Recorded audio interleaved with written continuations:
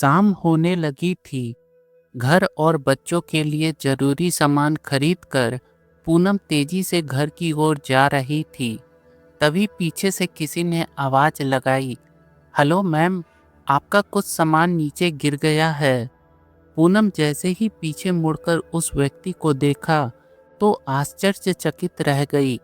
उसे ऐसा लगा मानो कड़ाके की ठंड में किसी ने एक बाल्टी पानी उसके सर पर डाल दिया हो। पूरा बदन भीगने के कारण वो कांप रही थी। आंखों के सामने अंधेरा छाने लगा और वो बेहोश हो गई। कुछ देर बाद आंख खुली तो वो हड़बड़ा कर उठी। देखा तो अपने बिस्तर पर लेटी हुई है और उसके पास उसका भाई रोहित और दोनों बच्चे बैठे हुए हैं। रोहित ने पूछा, दीदी, अब तुम्हारी तबीयत कैसी है? तुम्हारा बीपी लो हो गया था। कितनी बार कहा है कि अपने शरीर पर ध्यान दो, लेकिन तुम्हें तो मेरी बात समझ में नहीं आती है। डॉक्टर ने कुछ दवाइयाँ लिखी है, मैं लेकर आता हूँ। इतना कहकर रोहित वहाँ से चला गया। बच्चों ने पूछा, मम्मी आपको क्या हो गया था? कुछ नहीं बच्चे, बच्चों को गोद में उठाते हुए पूनम ने कहा। लेकिन अभी भी वो व्यक्ति उसकी आंखों के सामने घूम रहा था। तभी रोहित दवाई लेकर वापस आया। दीदी, तुम किचन में क्या कर रही हो? डॉक्टर ने तुम्हें आराम करने के लिए कहा है। सब्जी रखो, मैं खाना बना लूँगा। अरे मुझे कुछ नहीं हुआ है, तू बहुत चिंता करता है। मैं ठीक हूँ। लेकिन थोड़ी देर सोचने के बाद पूनम ने पूछा, मुझे घर कौन लाया? मुझे किसी ने फ़ोन किया था तुम्हारे मोबाइल से, तो मैं वहाँ आया और देखा गीता चाची और सुशीला चाची तुम्हें पकड़े हुए ले आ रहे थे। ये कहो कि मैं पासी बंटी के घर ट्यूशन ले रहा था। पता नहीं किस व्यक्ति ने फ़ोन किया था। मेरे आने से पहले शायद वो चला भी गया। अब हर समय पूनम के आंखों के सामने उसी व्यक्ति का चेहरा घूम रहा था। दूसरे दिन पूनम अपने बैग में लंच बॉक्स रख रही थी। तभी उसकी नज़र अभय की तस्वीर पर पड़ी जो उसने पर्स में रखी थी। अभय की तस्वीर देखकर वो अतीत में खो गई। तभी रोहित ने कहा, दीदी, मैं स्कूल के लिए निकल रहा हूँ।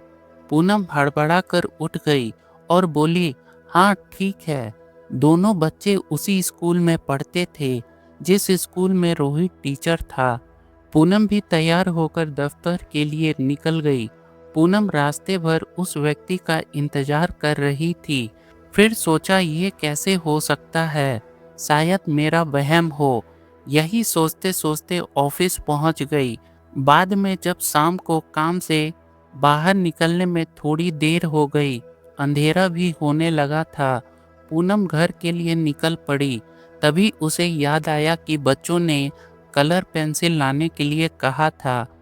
पूनम ने सोचा, रास्ते में ही एक स्टेशनरी की दुकान पड़ती है, वहीं से ले लूँगी, और वो चलने लगी। दुकान पास ही में था। अब वो भी बंद होने जा रही थी। तभी पूनम ने कहा, भैया एक कलर पेंसिल का पैकेट और 2 नोटबुक दे दीजिए। और तभी एक व्यक्ति पूनम की बात काटते हुए बोल पड़ा, भैया मुझे 4 नोटबुक और मार्कर दे दो। इतना कहकर पूनम की तरफ मुड़ा। जैसे ही वो व्यक्ति पूनम को देखा तो बोला, अरे आप तो वही हैं जो कल मिली थी। अब आप कैसी हैं? कल आप मुझे देखकर बेहोश हो गई थी। क्या हो गया था आपको? पूनम कुछ बोल ना सकी, बस एकटक देखती रही। तभी दुकानदार ने कहा, बहन जी, ये रहा आपका सामान और ये रहा आपका भाई साहब।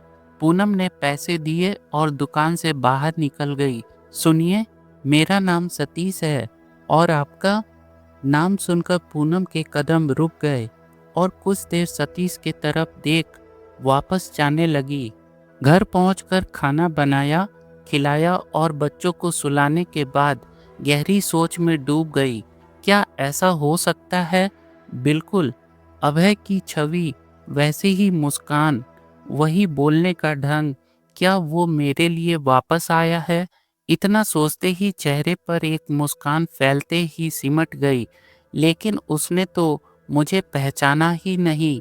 आंखों से आंसू की बरसात होने लगी। दिल में एक अजीब सा दर्द था। दूर कहीं से गाने की आवाज आ रही थी। पूनम का रोम रोम रो रहा था। दिल से यही आवाज आ रही थी, क्यों चले गए मुझे इस मझधार में अकेले छोड़कर। रोते रोते ना जाने कब उसकी आंखें लग गई।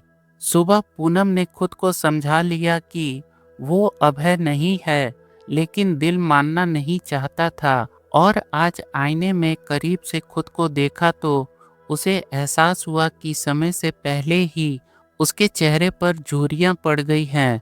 अभय को पूनम का सादा रहना बिल्कुल पसंद नहीं था।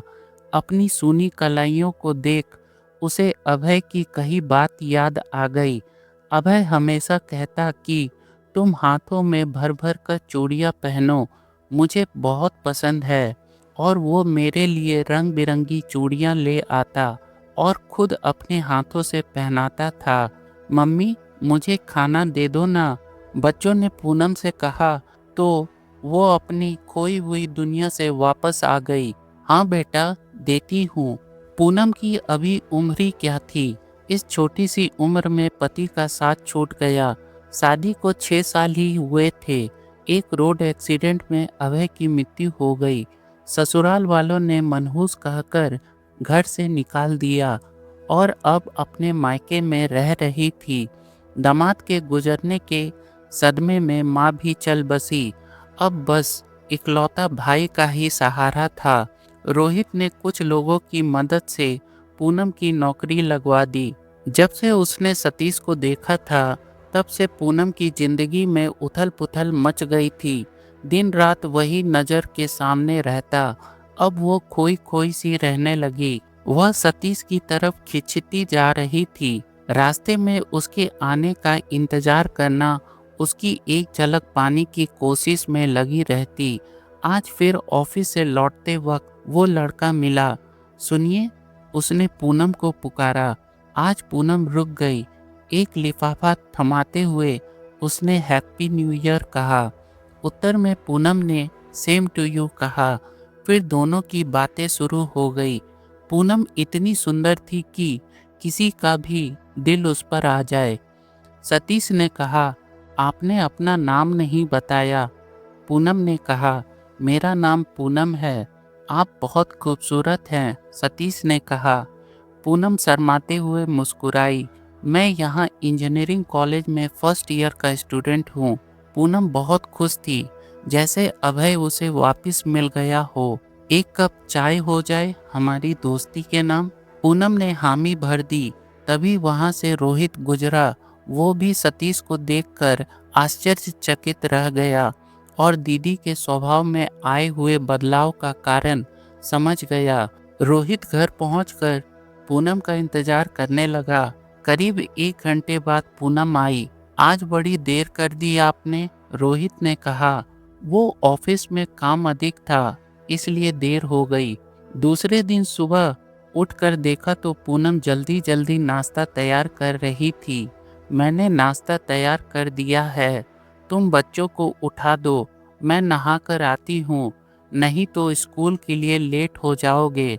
पूनम ने रोहित से कहा। दीदी, आज एतवार है और आज हमें मंदिर जाना है, क्या तुम ये भूल गई हो? पूनम ने कहा, अरे आज रविवार है, मैं तो भूल ही गई थी, लेकिन मंदिर क्यों जाना है? तुमने कोई पूजा रखी है क्या? दीदी, आज जीजा जी की बरसी है, ये बात तुम कैसे भूल सकती हो? परछाई के पीछे भागने से कुछ हासिल नहीं होगा, वो दोस्त बन सकता है, हम सफ़र नहीं। दीदी, तुम्हारे और सतीश की उम्र में काफ़ी अंतर है। वो अभी इस लायक नहीं जो इस रिश्ते को संभाल सके। तुम्हारे तरफ उसका खिंचाव सिर्फ आकर्षण है और कुछ नहीं। अगर कोई अभी आगे बढ़कर तुम्हारा हाथ मांगे और इस रिश्ते को समझे, बच्चों की जिम्मेदारी ले सके, तो मैं खुशी खुशी तुम्हारा साथ दूंगा। ये सब सुनकर पूनम जैसे किसी गहरी सोच से बाहर आ गई और उसे आज अपने आप से घृणा हो रही थी। आज अभय की बरसी थी और मुझे याद नहीं रहा मैंने अभय का दिल दुखाया है। वो मुझे कभी माफ़ नहीं करेंगे। मुझे माफ़ कर दो रोहित, मैं भटक गई थी, परछाई के पीछे भाग रही थी। इतना कहकर अभय की तस्वीर के सामने चीख चीख कर रोने लगी। बच्चे रोने की आवाज़ सुनकर उठ गए और वो भी रोने लगे। रोहित ने पूनम को संभालते हुए कहा, दीदी, शायद तुम्हारी जगह कोई और भी होता तो वो भी यही करता। तुम्हारी इसमें कोई गलती नहीं है। सतीश जीजा जी की परछाई है, सिर्फ परछाई। परछाई के पीछे भागने से कुछ हासिल नहीं होगा। संभालो अपने आप को। तुम्हारी पहली प्राथमिकता बच्चे होने चाहिए, उनके भविष्य पर ध्यान दो। जीजा जी भी यही चाहते होंगे। दूसरे दिन एक नई पूनम नजर आई जो अपनी जिम्मेदारी को समझते हुए नए साल में नए जीवन की शुरुआत करने जा रही थी और फिर उस राह पर कभी नहीं गई जो उसे उसके फर्ज से अलग कर दे। आशा करता हूँ आपको यह स्टोरी पसंद आई होगी। स्टोरी पसंद आए तो चैनल को प्लीज़ सब्सक्राइब, लाइक और शेयर ज़रूर करें। मिलते हैं अगले स्टोरी में, तब तक के लिए धन्यवाद।